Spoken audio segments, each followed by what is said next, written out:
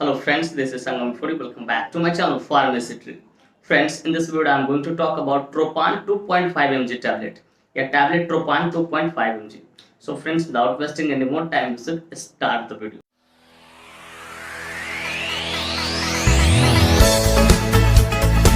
Friends, यह video ना सिर्फ जानकारी के उद्देश्य से बनाई जा रही है। इस वीडियो को देखने के बाद कोई भी मेडिसिन आप खुद से इस्तेमाल ना करें, कतई self medication. Friends, actually don't support self medication at all. So before taking or using any medicine, you must consult your doctor. कि कोई भी दवा लेने से पहले या इस्तेमाल करने से पहले आप अपने डॉक्टर से ना एक बार जरूर कंसल्ट करें। तो फ्रेंड्स, चलिए वीडियो की शुरुआत करते हैं। तो फ्रेंड्स, आज का हमारा टॉपिक है Tropan 2.5 mg tablet. Friends, Tropan 2.5 mg tablet बहुत ही शानदार, बहुत ही प्रचलित प्रेस्क्रिप्शन मेडिसिन है, जिसका इस्तेमाल यूरिनरी ब्लैडर से रिलेटेड प्रॉब्लम को ठीक करने के लिए किया जाता है। कि अगर किसी को यूरिनरी ब्लैडर से रिलेटेड प्रॉब्लम है तो उसको ठीक करने के लिए इस मेडिसिन का इस्तेमाल किया जाता है। फ्रेंड्स, थोड़ा देर पहले मैंने अपनी स्पीच में क्या बोला कि प्रिस्क्रिप्शन मेडिसिन है। चलिए जरा इसे क्लियर कर देता हूँ। डियर व्यूअर्स, प्रिस्क्रिप्शन मेडिसिन कहने का अर्थ होता है कोई भी वैसा मेडिसिन जिसे परचेज करने के लिए, खरीदने के लिए हमें डॉक्टर की प्रिस्क्रिप्शन की पर्ची की जरूरत हो, उसे हम लोग प्रिस्क्रिप्शन मेडिसिन बोलते हैं।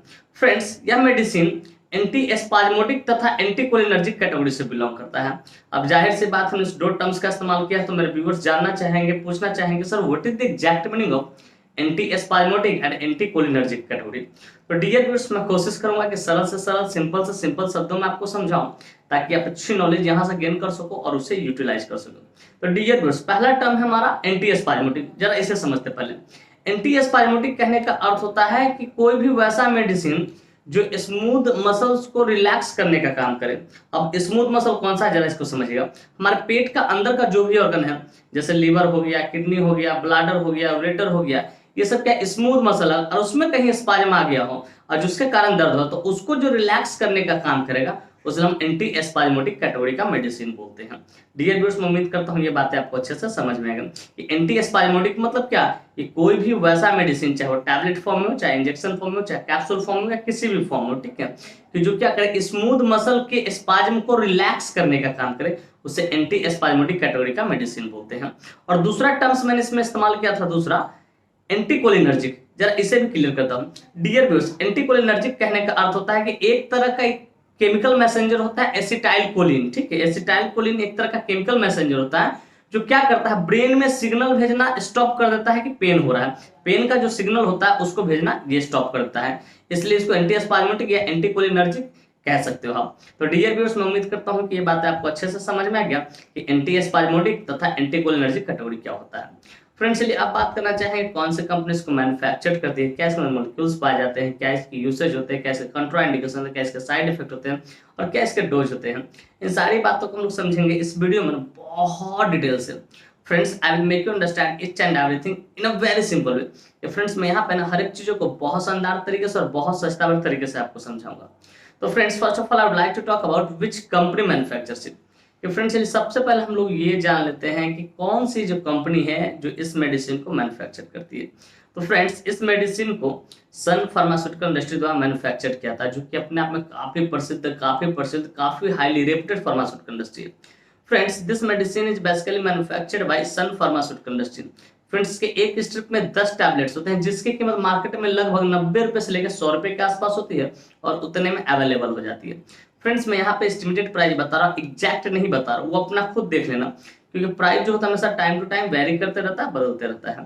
तो डियर व्यूअर्स, मैं उम्मीद करता हूँ कि ये बातें भी आपको अच्छे से समझ में आ गया कि कौन सी कंपनी इसको मैन्युफैक्चर करती है और इसके एक स्ट्रिप में कितने टैबलेट्स आते हैं और क्या उसका एस्टिमेटेड प्राइस होता है। फ्रेंड्स, चलिए नेक्स्ट हम लोग बात करना चाहेंगे which molecule is basically found in this medicine.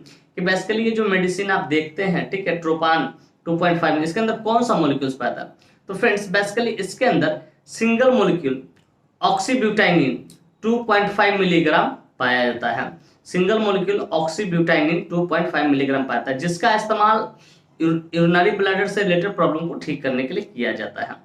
तो फ्रेंड्स, मैं उम्मीद करता हूँ ये बातें भी आपको अच्छे से समझ में आएगा कि इसके अंदर कौन सा मॉलिक्यूल, सिंगल मॉलिक्यूल, ठीक है, सिंगल मॉलिक्यूल ऑक्सीब्यूटाइनिन 2.5 मिलीग्राम पाया जाता है। फ्रेंड्स, चलिए अब बात करना चाहेंगे इसके यूसेज के बारे में कि कहाँ इसका इस्तेमाल करते हैं, डॉक्टर कब इसको प्रिस्क्राइब करते हैं, किन किन डिजीज में सपोर्टिव ट्रीटमेंट पर इसका इस्तेमाल लिया जा सकता है। Friends, let us talk about the usage of this medicine. इस मेडिसिन के यूसेज को समझते हैं कहाँ इसका इस्तेमाल किया था। तो friends, number 1 is treatment of frequency of urine कि अगर किसी को बार बार पेशाब आ रहा है, ठीक है, बार बार पेशाब आ रहा है, तो उसको ठीक करने के लिए इसका इस्तेमाल किया जाता है।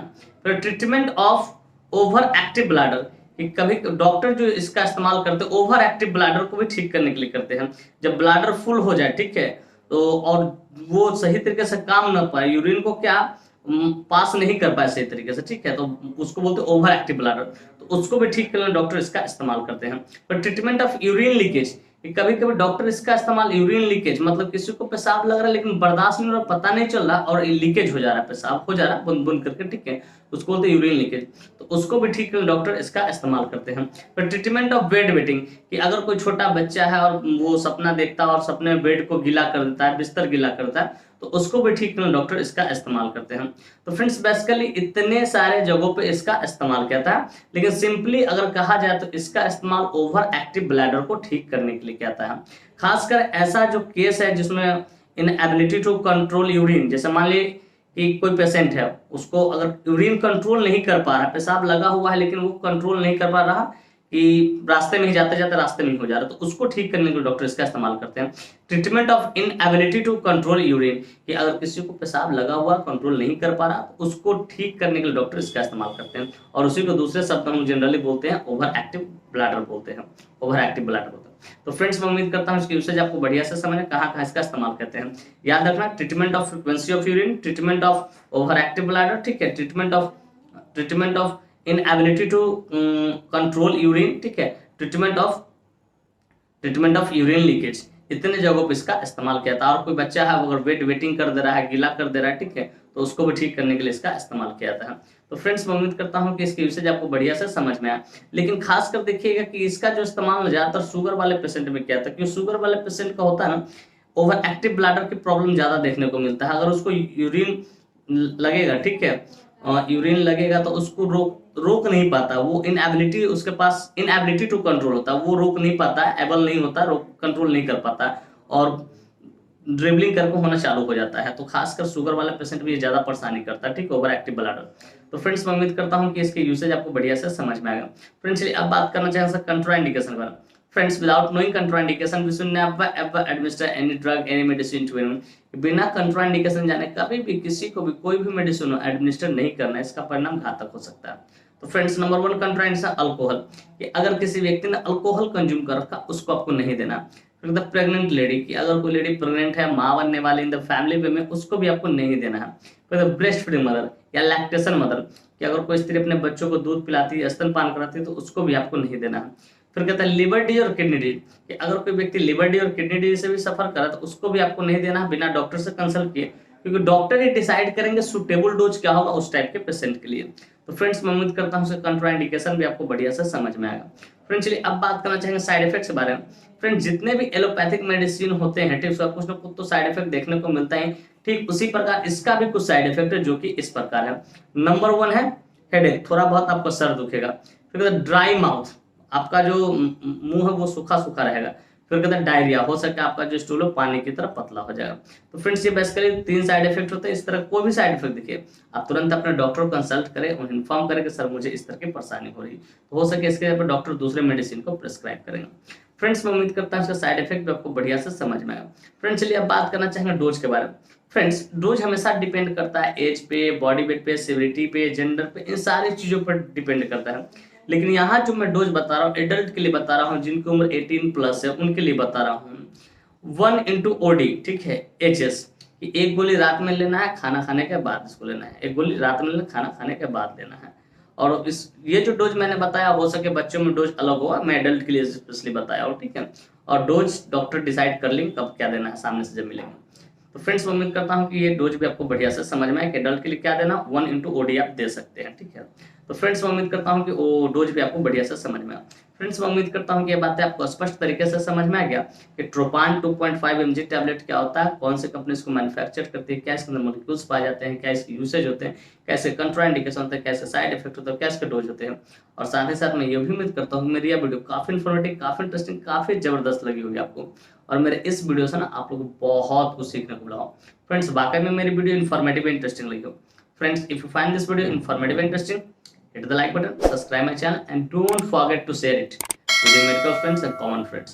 Thank you for watching this video, bye bye, take care. फिर मिलते हैं नेक्स्ट वीडियो में, तब तक के लिए स्वस्थ रहिए, मस्त रहिए, ख्याल रखिए अपना और अपने परिवार का। थैंक यू, धन्यवाद।